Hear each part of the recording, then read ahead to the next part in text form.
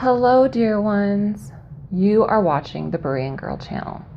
Welcome and thank you for joining me, Heather Zubiati, on my mission to see if what they say is so. I'm going to continue on in my testimony. I think where we left off was second comes marriage. First comes love, second comes marriage, and of course, third comes baby and the baby carriage. So here we go. Robert and I were married for about 2 years, and before we had our first child. Of course, my brother Timothy had passed away, and we knew that we were going to have a boy. Of course, the ultrasound revealed this. There was a debate whether or not we should find out what we're having, and I kind of didn't want to. I wanted to be surprised, but of course, my husband wanted to know. And if he knew, I know him, he would drop hints, and there's only 2 choices, so I might as well know too. So, of course, we're having a boy. And now we have to pick boy names. So I thought Andrew Timothy would be good. That way it would honor my brother without me having to say Timothy all the time, which I thought would just be devastating to me. But my husband convinced me that we should call him Timothy Andrew. And the sad thing is that the only reason I relented is because of the initials. ATZ versus TAZ, come on. I'm a child of the 70s. Saturday morning cartoons. Taz, that was a sure thing. Which is sad but true. Anyway, great pregnancy. I had some, I didn't get morning sick. I just felt nauseous. And other than that, no problems. But every soon-to-be mother has trepidation, misgivings. Am I going to be a good mom? My mother was a great mom, but I knew that wasn't guaranteed. And it's different when you babysit. I was a babysitter. That's how I earned my money for school clothes and so forth. So I love children. I love babysitting them. But, it's different when you have a child for, 3 or 4 hours compared to he's yours. It's just different. So after he was born, I had postpartum, which was very hard to deal with. I could actually feel, it was always around 5 o'clock, I could just feel something. I know it's weird, but something was sitting on my shoulder, and here come the thoughts. What if he gets sick? That thought of him getting sick was just overwhelmingly terrifying to me. I don't know why. You think about it now and you're like, oh, silly. And my husband was very supportive in one hand, but on the other hand, it's like, what is wrong with you? If he's sick, you take him to the doctor, duh. So I completely understand. I didn't have it so bad, but enough to be, it was just not good. Anyway, I called the doctor's office, and I just kind of cried my eyes out to the nurse. And she was so wonderful. She asked me, as nurses usually are, there's always a few that ruin it for everybody else. But she was so terrific. She said, Heather, did you stop taking your vitamins? Yes. Oh, honey, you need to take your vitamins, and you need to go for a walk. You need to do something out in the sunshine. And you promise me? I'm like, yes. She's like, as soon as your husband gets home, it's your chance to go outside. I'm like, okay. So it did. It helped, and I'm just so grateful. So anyway, things were going fine. Timothy was a dream baby. He was well behaved. I know that sounds odd to say as a baby.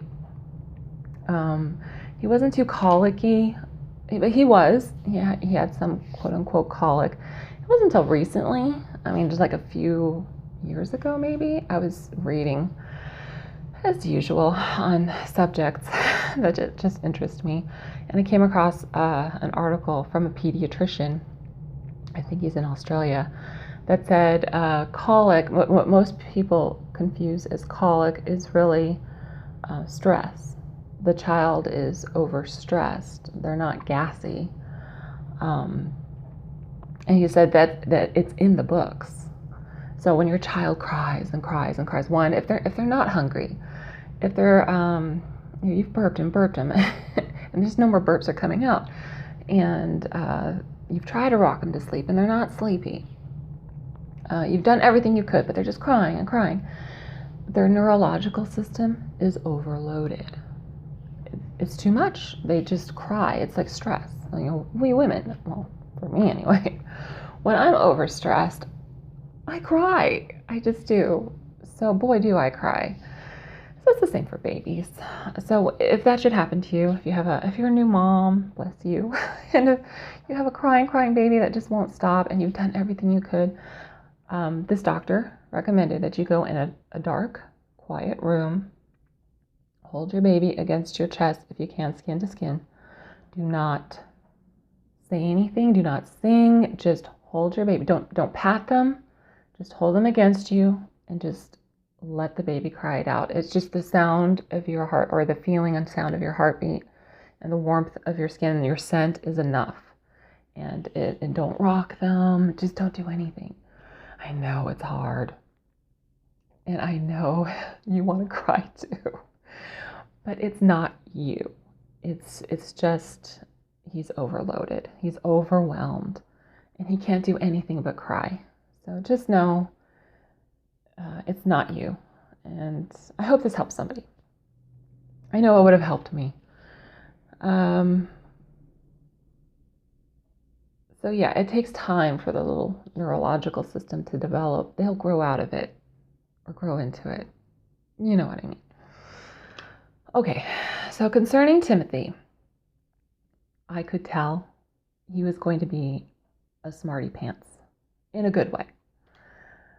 He would sit in his little bouncy, and I swear to you, he would put his little hands under his chin, and he would frown this little frown, and it was like, is he pondering? I could see his big dark little eyes pondering something. Oh boy. I was kind of like, I think I might be in trouble. He's going to be a smarty pants. But I mean, that's a good thing. You want your children to be smart, right? But anyway, that was just my musing. But what was that, 24 years ago? And of course, he's grown into being a wonderful young man. And of course, he's smart. And no bias aside. But I'm very glad we named him Timothy. Timothy means honoring God. And it's my hope that he lives up to that. So far, so good. So, it was like so he was so wonderful. The pregnancy was so wonderful. Hey, why not try it again, right? And the second time we got pregnant, of course, it was joyous. We're going to have another baby, but things were not going well. I didn't feel right. I felt like I had to go to the bathroom all the time. This urge to push was just getting ridiculous. But I ignored it. I'm just pregnant. And of course, I'm still on my name it and claim it faith. So, that one that everybody loves to make fun of. So I'm naming and claiming everything's all right. And one day I was at work and I was so excited. We were going to finally, we're going to get to see some friends of ours for dinner. And preparing for that, get home and, excuse me, I am getting major cramps. So I consoled myself thinking, oh, well, there are women who get cramps. That doesn't mean anything. They still have their baby, no problem. And they carry their children to full term. But later, when I got home, I noticed I started bleeding. That's not good. Excuse me. So this is way more worrisome. So of course, I called my doctor. And he recommended immediate bed rest, which I did. I called our friends and I said, I'm so sorry, I'm having some issues. I didn't tell him, I don't think I told him exactly what. But I went and laid down. And of course, I continued in my name it and claim it because, fear does come upon you. You're a human being. This thing is a fearful thing. So what does Word of Faith teach you? Immediately switch over and just your name it and claim it. Don't let fear, rob you of your faith. So that's what I did. But later that night, I ended up at the hospital because my doctor had told me, if the bleeding doesn't stop, then you need to come in. So I did. And finally, after the ultrasound was taken, and I was wheeled back to the room, waiting for the doctor. He comes in. He's on the phone, and he just says, "I'm sorry you lost the baby," and then shoves the phone in my face. I'm all, well, it was my doctor, and he said, "I'm so sorry." He's all, "They can't find the baby on the ultrasound. You lost it." And of course, I won't cry. It's devastating. I promise. He assured me it was not my fault. Sometimes things just go wrong in the pregnancy. Sometimes they don't know why. It's just your body wasn't able to keep the baby. But he wanted to be sure and drive home the point that I didn't do anything wrong. And I thanked him. But even so, I was convinced that my lack of faith was why my baby died, why I lost him. My faith was weak. That was yet another golden opportunity that I let slip by, where I could have searched for the truth. But I wasn't ready. When you're lost in something, I don't know. I don't even think I thought to think about it, to wonder if it was true. That's just the way it is when you're lost. So 2 years later, our precious Kyle, of course, every parent, we want to have another child, so you try again, especially when I was told it was nothing I did wrong. Well, I had switched doctors in those years from the time I lost the baby. And my new doctor was a fertility specialist, so he is very interested in why I lost our second baby. And he did some tests and found out I was very low on progesterone at that time. I think the scale is between 17 and 70, whatever that means. I think I was 13. So of course he said, no wonder you couldn't keep your baby. So I'm like, all right, well, at least we know. So when I got pregnant again, and I thought, okay, I'm just gonna see what happens. Sure enough, I can't remember how far into the pregnancy, but I started getting cramps again. But this time, instead of completely relying on my faith alone, I did what any good mother would do. I went to the doctor and I told him what's going on. I'm not the sharpest knife in the drawer, but I'm not the dullest either. So even so, I actually felt guilty for not completely relying on my faith. So because I was low on progesterone, my new doctor put me on some synthetic hormone, and that did the trick. Cramps stopped, and I was on my way carrying our second child, or third technically, our third child with no problems. And I wanna quick say something regarding fathers. The mother carries the baby, and there's of course an emotional attachment there, but dads have their own attachment, and I don't know if that's recognized enough. So when there's a miscarriage, my husband suffered. He did. I mean, I kind of got caught up in my own suffering, sadly. But I remember one night, I don't know, what were we doing? I think it was dinner, and he just said his stomach was hurting. And so he ended up throwing up, and I just knew it wasn't anything but grief. He was grief-stricken. And so remember the dads too. It hurts them. Okay? Just a little reminder there. While I'm pregnant with Kyle, took the progesterone, no problems, smooth sailing. All the tests, ultrasounds came back positive. We were excited for his arrival in November. So every mom knows that every pregnancy is different, right? When it was time to give birth, Kyle came so much faster. I think Timothy's labor was 16 hours. Kyle was 9. So I'm huffing and puffing, and I finally decide, okay, I'll take something to get the edge off the labor pains. The nurses were not happy, so they gave me like half a dose, and it was enough. So after 9 hours of labor, huffing, puffing, some Demerol taken a little too late, and a few good pushes, he was placed on my chest, warm, slimy, and screaming. When Timothy was born, my doctor wouldn't allow Robert, my husband, to see the birth, for one. He had said that he had lost 3 dads that day, or 2. Enough. He lost some dads that day, and he did not want to lose any more, so he told my husband he had to stay near me. He was not allowed to watch. So when time came to cut Timothy's umbilical cord, he didn't even offer. He did it.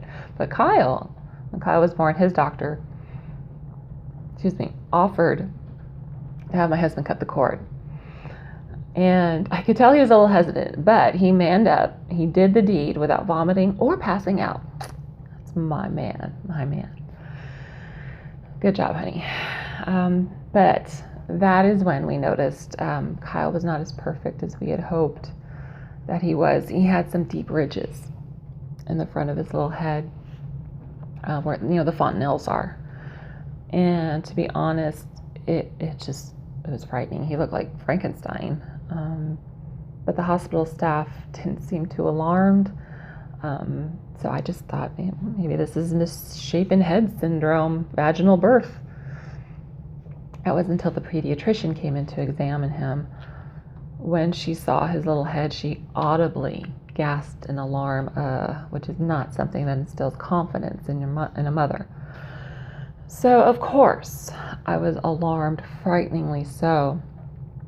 But quickly she recovered her professional composure, assured me that everything was okay, but she just wanted to see Kyle as soon as possible to make sure he was, really all right. She convinced me, but because I wanted to be convinced, of course. The next day, while I was awaiting, they take pictures sometimes. And I was waiting for the photographer to set up cameras so she could take a picture of me and Kyle. And he seemed really sleepy still. I just assumed it was the Demerol still in his system. But then I looked down in my arms, and I noticed he was kind of limp, and his lips looked blue. And fortunately for us, the lady taking the pictures, I think she's a nurse, she knew what to do. She jumped into action. She grabbed Kyle out of my arms, got that bulby thing stuck in his things, hit the alarm for the nurses, and told them to get in there stat. I didn't have time to panic. The next thing I knew, he was screaming. So, a screaming baby's a breathing baby. So that's a good thing. He wasn't happy, but he was breathing. So this alarming experience, I just chalked it up to mucus. I was told to, if this happened again, just to do the same thing, to squeeze out all that mucus. And it did happen a few times. So, again, I just didn't think about it. But 7 or 8 months later, I'm feeding him, and he just starts violently shaking. I was burping him, and he just starts violently shaking. So I pull him away from me, and I look into his little eyes, and they're just wide open, as if to say, what's going on here? And then he just knocked out cold. Well, fortunately for me, my stepmother-in-law was, my father-in-law and his wife were visiting. She was sitting right next to me. She grabs him right out of my arms, takes him outside into the daylight. She even had her little nurse's flashlight. Forces open his little eye, flashes it in there, and then she tells me that he's had a seizure. And I was just, what? Robert and I jumped into our car, left Timothy with Grandpa and Grandma, and went to the nearest children's hospital. And what an experience that was. I never want to relive that one.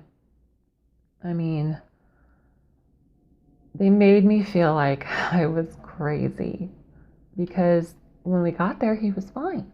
I'm trying to tell the doctor attending what's going on, and she was looking at me like I was crazy. And every time she left the room, he'd have one. I kid you not. And then by the time she came back in, he was fine. Until finally he had one with her in the room. Then it's, move, move, move. So anyway, the whole ordeal was just horrific. They couldn't find anything wrong. Why is he having these seizures?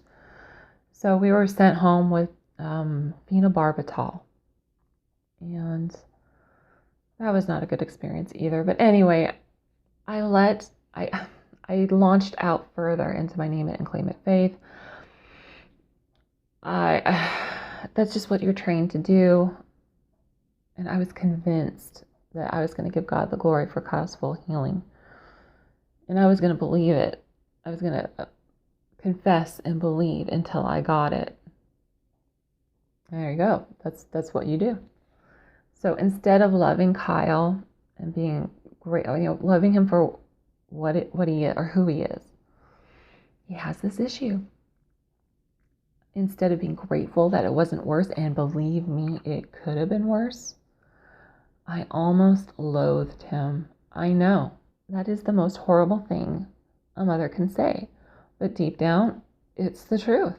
That's what this faith does, if you want to call it that.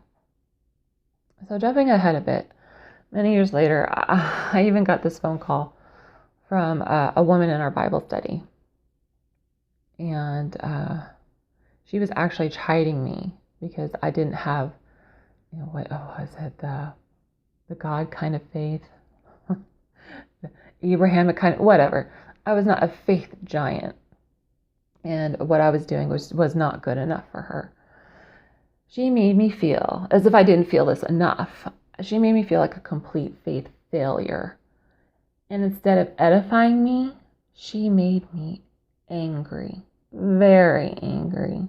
But I kept it to myself. I mean, who did she think she was? Her own children, mostly her daughter, was in incredible sin. And I hope to God she still isn't.